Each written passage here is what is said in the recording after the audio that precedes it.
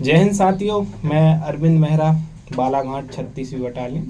तो आज मैं आपको बताऊंगा कि बटालियन में कौन कौन सी ड्यूटी होती हैं और क्या काम रहता है बटालियन के अंदर, अपन को क्या काम करना पड़ता है। जब आप नव आरक्षक बनकर जाओगे तो आपको क्या करना होगा बटालियन में, और पुलिस लाइन में जब भर्ती होकर जाओगे तो आपको उधर क्या करना होगा। तो उसके लिए आपको जो लोकेन सर बताएंगे कि लाइन में क्या काम रहता है, लाइन में क्या ड्यूटी रहती हैं। और तो आज मैं आपको बटालियन के बारे में बताऊंगा। तो जब जैसे ही आप लोग इधर से बटालियन में आमद दोगे तो बटालियन में अभी जब तक आपकी ट्रेनिंग कंप्लीट नहीं हो जाएगी बेसिक, तो आपको नवारक्षक कहलाओगे। आपकी नवारक्षक हो तो आपसे सुबह वही 6 बजे के आसपास गणना होगी, आपकी पीटी वगैरह होगी सुबह उठ के।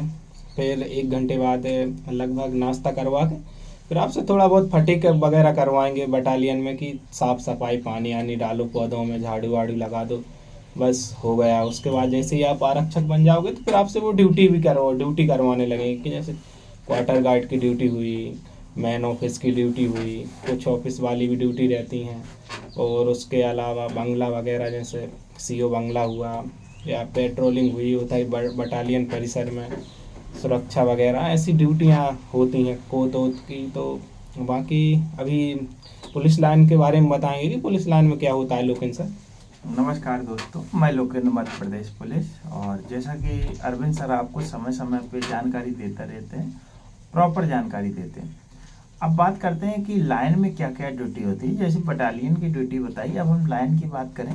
जितने भी जिले हैं मध्य प्रदेश के अंदर, जिले के मध्य में एक पुलिस लाइन बनाई जाती है।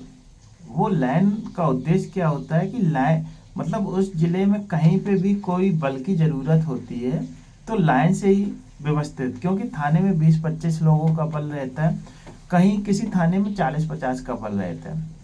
और जो लाइन का प्रभारी होता है वो रक्षित निरीक्षक होता है, जिसे आरआई बोला जाता है, जो उनकी ड्यूटी लगाते हैं। तो जो ये एसएफ का बल होता है, अगर आरआई साहब को ऐसा लगता है कि बल की ज़रूरत है तो जो भी उसके पास में बटालियन होती है उसके प्रभारी से बल मांग लेते हैं, या जो जिला के प्रभारी होते हैं एसपी साहब, वो अगर बल की प्राप्ति करते हैं तो वो पूरा बल लाइन में रुकता है। अब लाइन में जैसे ही बल रुकने के बाद उनको व्यवस्था बैरिकेड में कर दी जाती है। अब चुनाव ड्यूटी हुई तो चुनाव ड्यूटी में उनको लगा दिया जाता है। इसके अलावा जैसे पेट्रोल भराना है चुनाव समय, तो ट्रक के साथ उनकी ड्यूटी लगा दी जाती है। इसके अलावा लैंड ऑर्डर ड्यूटी, कहीं पर अचानक कोई पॉइंट आ जाता है, जैसे यातायात में बल कम है तो उनकी सुरक्षा, उनके साथ काम करने के लिए अगर थाने में किसी में ज़रूरत है तो इनको भेज दिया जाता है, या कोई बंगले अंगले पे ज़रूरत है तो एसएफ के गार्ड को भेज दिया जाता है। बस फर्क इतना रहता है कि एसएफ का जो गार्ड, मतलब एसएफ के जो सिपाही रहते हैं, वो थाने में नौकरी तो करते हैं जो, लेकिन लिखा पढ़ी वाला जो होता है वो टीएफ का ही जवान करता है।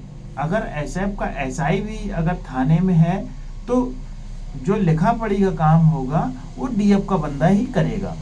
और एसएफ की जो ड्यूटियां होती हैं, आप दूसरे स्टेट में भी भेजते हैं। अगर दूसरे राज्य से ज़रूरत आती है तो दूसरे राज्य, जैसे हम बालाघाट में हैं, बालाघाट से बल मांगा गया, जैसे मंडला में सीएम साहब आ रहे, डिंडोरी में आ रहे, तो यहाँ से बल पुलिस लाइन के द्वारा भेजा जाता है। उसमें ऐसा होता है कि डीएफ के भी जवान रहते हैं और एसएफ के। पहली प्राथमिकता दी जाती है कि एसएफ के जवान कितने हैं। अगर एसएफ के जवान कम पड़ रहे हैं तो डीएफ के जवान को भी भेज दिया जाता है, क्योंकि डीएफ के जो जवान होते हैं वो थानों में काम करते हैं। और बात रही कि ये लाइन में काम क्या करते हैं, ये तो ठीक हो गई बाहर की ड्यूटी की। लाइन में अगर वो हैं तो उन पर फटीक कराई जाएगी। अब फटीक क्या होता है कि जैसे साफ सफाई हो गई। अब इसके अलावा कोई बंगला, जैसे एसपी साहब बंगला है, लाइट आइट है, उसके काम में चला जाता है। परेड में उनको शामिल किया जाता है। 26 जनवरी, 15 अगस्त, ये जो भी शहीद दिवस की जो परेडें होती हैं उसमें एसएफ के जवान लाइन के अंदर परेड करते हैं। इसके अलावा और सारी ड्यूटियां होती हैं जो मददगार के रूप में कार्य करते हैं।